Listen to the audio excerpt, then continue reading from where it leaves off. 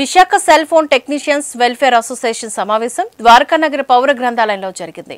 ఈ సందర్భంగా అసోసియేషన్ రాష్ట్ర అధ్యక్షులు వేణుగోపాల్ మాట్లాడారు. సెల్ ఫోన్ రిపేర్ ని నమ్ముకొని జీవనం సాగిస్తున్న టెక్నీషియన్లను కేంద్ర రాష్ట్ర ప్రభుత్వాలు ఆదుకోవాలని విజ్ఞప్తి చేశారు. సెల్ ఫోన్ టెక్నీషియన్స్ ను కార్మికులుగా గుర్తించి విశ్వకర్మ యువజన పథకం కింద సదుపాయాలు కల్పించాలని కోరారు. స్కిల్ డెవలప్మెంట్ లో రాష్ట్ర ప్రభుత్వం సెల్ ఫోన్ టెక్నీషియన్స్ కి శిక్షణ ద్వారా ఉపాధి కల్పించాలని కోరారు. కార్యక్రమంలో అసోసియేషన్ నాయకులు తదితరులు పాల్గొన్నారు.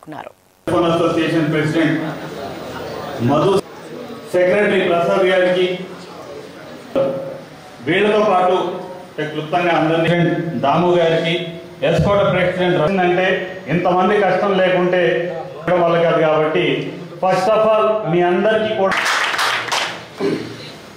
విశాఖపట్నం చరిత్ర అటువంటి చారిత్రాత్మక నగరంలో ఉంటుందో టెక్నీషియన్ల శ్రేయస్సు కోసం విశాఖపట్నంలో విశాఖ మొబైల్ టెక్నీషియన్స్ అసోసియేషన్ వారు ఏర్పాటు చేసిన ఈ మీటింగ్కి మేము స్టేట్ యూనియన్ తరపు నుంచి హాజరవడం జరిగింది. ఈరోజు విశాఖపట్నంలో ఈ మీటింగ్ జరగడానికి ముఖ్య కారణం ఏంటంటే, ఒక విశాఖపట్నం సిటీనే కాకుండా విశాఖపట్నం సిటీలో ఉన్న టెక్నీషియన్స్ అందరినీ కూడా గ్యాదర్ చేసి వాళ్ళందరికీ సభ్యత్వం ఇచ్చి వాళ్ళందరికీ ఒక ఐడి కార్డ్ ప్రజెంటేషన్ అనేది ఈరోజు చాలా చక్కటి కార్యక్రమం ఇక్కడ చేస్తా. విశాఖపట్నం ఊరితోనే కాకుండా సిటీ పరిధి కాకుండా విశాఖపట్నం జిల్లాలో ఉన్న వివిధ యూనియన్లకు సంబంధించిన టెక్నీషియన్స్ అందరినీ కూడా ఒక వేదికగా చేర్చి ఇక్కడ వాళ్ళందరికీ కూడా ఐడి కార్డ్ ప్రజెంటేషన్ అనేది జరుగుతుంది. ఈ ఐడి కార్డ్ ప్రజెంటేషన్ ఏంటంటే, ఈ విశాఖ జిల్లాయే కాకుండా ఆంధ్రప్రదేశ్లో ఉన్న 26 జిల్లాలు కూడా జిల్లా కమిటీలుగా జిల్లాల వారీగా ఏర్పాటు జరిగింది. ఇదంతా కలిపి స్టేట్ వైడ్లో ఏపీ మొబైల్ టెక్నీషియన్స్ అసోసియేషన్ అని చెప్పి మేము ఒక అసోసియేషన్గా ఏర్పడ్డాం. అందులో మా విశాఖపట్నం యూనియన్ సభ్యులు కూడా మెంబర్షిప్లో ఉన్నారు. విశాఖ జిల్లాలో ఉన్న అన్ని యూనియన్లు కూడా ఉన్నాయి. మేమంతా కూడా కలిసికట్టుగా మేమంతా పోరాడుతుంది ఏంటంటే, సర్వీస్ అనేది స్థానికంగా ఇక్కడ బతుకుతున్న మేమందరం కూడా సర్వీస్ మీదే ఆధారపడి మా కుటుంబాలను పోషించుకుంటున్నాం.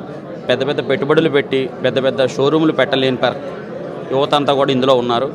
ప్రభుత్వ ఉద్యోగాలు ఏమీ రాక ఇంచుమించు 30-40 సంవత్సరాలు దాటిపోయి వేరే వృత్తుల్లోకి వెళ్ళినా సరే రాణించలేక కేవలం ఈ సెల్ ఫోన్ రిపేరింగ్ అనే దాన్ని బేస్ చేసుకుని దీని మీద మాత్రమే మేము బతుకు తెరువును సాగిస్తున్నాం.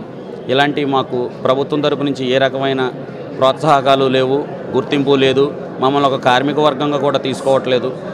ఒక టెక్నీషియన్ అనేవాడు ఏదన్నా ప్రమాదవశాత్తు కానీ ఆరోగ్యపరంగా కానీ ఏదన్నా ఇబ్బందులు ఎదుర్కోవాల్సి వస్తే కేవలం ఆరోగ్యశ్రీ కార్డు ఉన్న అందులో వచ్చినవి మాత్రమే ఇందులో వస్తున్నాయి తప్పించి మిగిలినవి కూడా రావట్లేదు. ఒక టెక్నీషియన్ నంద్యాల జిల్లాలో ఒక కుర్రవాడికి యాక్సిడెంట్ జరిగి ఒక కాలు తీసేవలసి వచ్చిన పనిలో ప్రభుత్వం నుంచి ఏ రకమైన సహాయం అందక ఆ అబ్బాయికి కాలు తీసేవలసి వచ్చింది. అదే తక్షణమే కనుక మాకేమన్నా కార్మిక బీమా లాంటివి కానీ లేదా మాకేమన్నా యాక్సిడెంట్ల పాలసీస్ లాంటివి కానీ సెంట్రల్ గవర్నమెంట్ కానీ స్టేట్ గవర్నమెంట్ కానీ మమ్మల్ని ఒక కార్మిక వర్గం కింద గుర్తించి మాకు ఏదన్నా బీమా కల్పించాలని, అలాగే అందరూ కూడా చేతి వృత్తులు చేసేవాళ్లే కాబట్టి స్కిల్ డెవలప్మెంట్ అని ఇప్పుడు కొత్త ప్రభుత్వం నినాదం తీసుకుంది.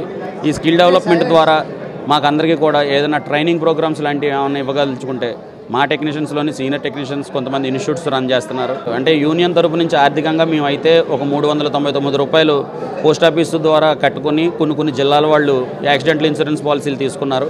కానీ ఇప్పుడిప్పుడే ఏర్పడుతున్న ఈ కొత్త యూనియన్లకి ఆర్థికంగా ఏమీ స్తోమత లేదు. వాళ్ళు కొంచెం ఆర్థికంగా వెనకబడి ఉన్నారు. యూనియన్ ఫండ్ కూడా ఏమీ లేదు. దీని గురించి రాష్ట్ర ప్రభుత్వం వాళ్ళు కానీ సెంట్రల్ గవర్నమెంట్ ప్రభుత్వం వాళ్ళు కానీ ఏమైనా కొద్దిగా ఆలోచించి ఈ బీమా లాంటిది ఏదైనా ఆరోగ్య బీమా కానీ లేదా ప్రమాద బీమా కానీ ఏదైనా సరే కార్మిక వర్గంగా గుర్తించండి సార్. ఆటోమేటిక్గా మాకు ఆ బీమాలు అన్నీ వస్తాయి. మేము అదే కోరుతున్నాం.